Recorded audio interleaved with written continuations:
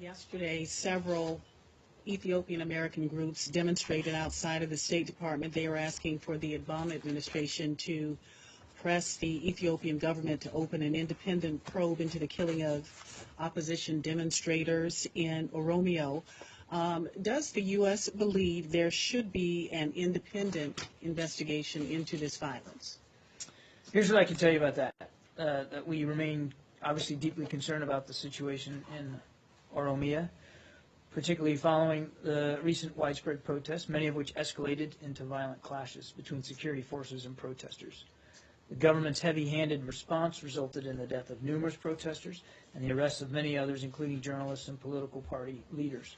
We've raised our concerns both publicly and privately with the government of Ethiopia, and there is universal agreement that the loss of life, including police officers and local officials, was unnecessary.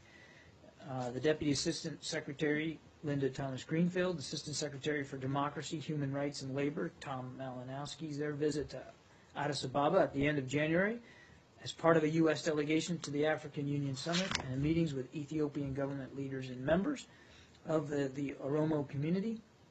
There was general agreement that there needed to be better communication with that community, and particularly with the young people there, and a recognition of the root causes of the protests. I think we all understand that these protests are about more issues than just the plan. We note that the government of Ethiopia's decision to cancel on January 14th the master plan.